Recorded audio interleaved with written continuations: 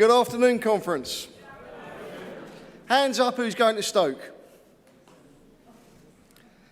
Hands up who's going to Stoke. That's better.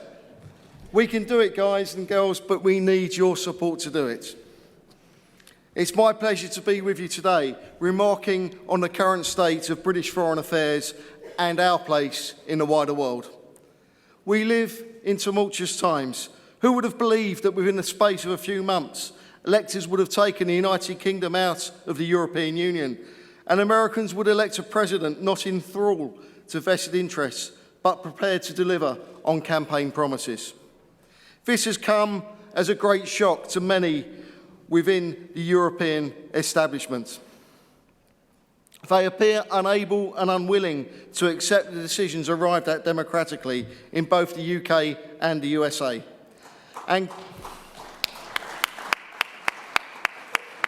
And they continue with their childish behaviour by insisting that Britain must be punishing for daring to leave the European Union and that the US ambassador must be excluded from the European Parliament.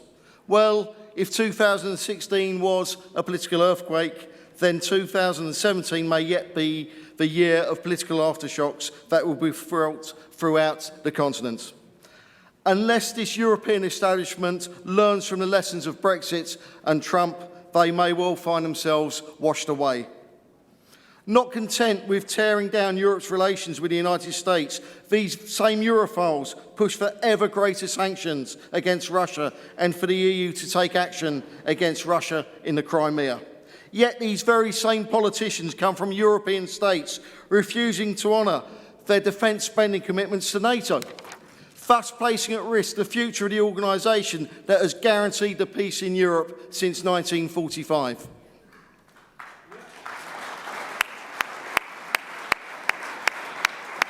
What could be more ridiculous than picking a fight with Russia, alienating the new American administration and undermining the one organisation that can protect us? Welcome to the world of European Union foreign policy making, a world of unaccountable, crazy decisions that further destabilise an already uncertain world. Everywhere the EU has meddled has turned into an unmitigated disaster, and I don't believe that either Africa or the Middle East has the capacity to stand any more European Union help.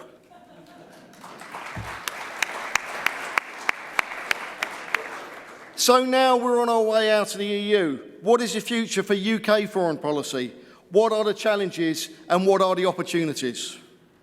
I believe that we must work closely with those who share our values and aspirations, that have a similar outlook on the world but respect difference and the right to self-determination. Let me touch on our future relations with Europe, whether as individual states or as a union. Our decision to leave the EU does not mean we are turning our back on the European continent. We want to maintain close relations and close cooperations with those that are willing to enter into a constructive relationship outside of the restrictive confines of the European Union. It's important for us to maintain political, military and trade relationships in Europe and to use our influence to persuade our neighbours to fulfil their financial and military obligations that will keep our continent safe. I don't believe that the European Union has a long-term future, but we can develop our bilateral relations with each European state and be as constructive as they will allow. I say to our partners that the UK remains committed to maintaining peace and prosperity in Europe. In fact, I hope the shock of Brexit would have given the European Union elite pause to think. But they seem determined to push on with the European project. We will continue to enjoy close cooperation with our European partners, especially France and the Republic of Ireland, and other states with which we enjoy close bilateral relations outside of the EU structures. I hope a successful and free, independent Britain will inspire our partners throughout Europe to follow suit, or at least to rethink their foreign and defence relationships with the European Union. Above all, we must ensure that NATO remains the organisation for the security and defence of Europe.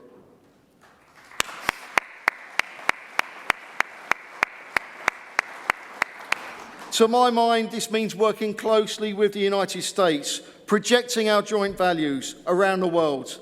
This means a closer trading relationship with the US, a closer political relationship, and a closer military relationship.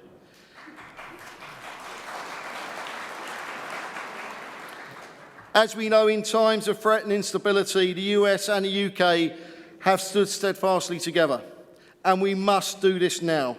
If European states will not fairly contribute to the defence of Europe, then we must strike a deal with our American friends that will protect these shores. We must also join forces to fight the myriad terrorist groups around the world that would threaten our very way of life.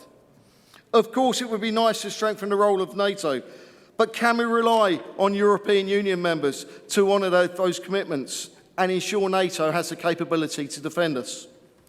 I want a committed NATO membership, but this will take time and considerable pressure from both the UK and the US.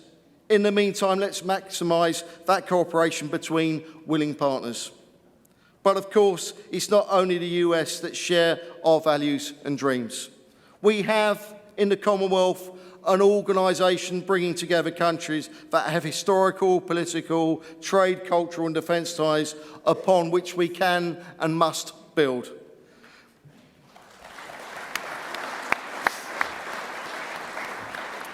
This provides us with the opportunity to protect our influence and values around the world and to develop the Commonwealth organisation as a forum where like minds can work together. I've spoken previously about the Commonwealth and the great benefits of membership, the trade flows and the preference for intra-Commonwealth trade.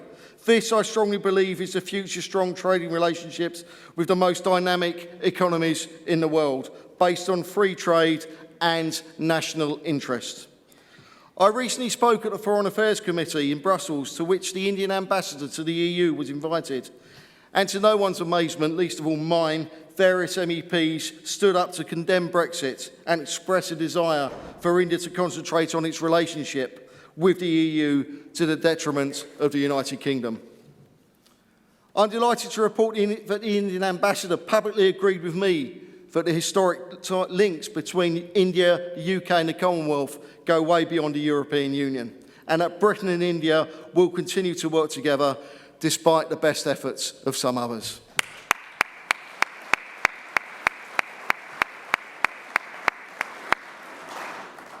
I have consistently spoken in support of those who seek self-determination.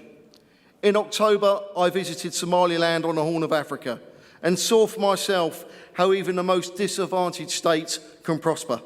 I learnt how these countries seek a level playing field so they can trade. What they don't seek are handouts. So let's ensure that we have an equitable system enabling developing countries to trade globally, allowing them to stand on their own 2 feet, ending the aid dependence that blights so many African and Asian economies.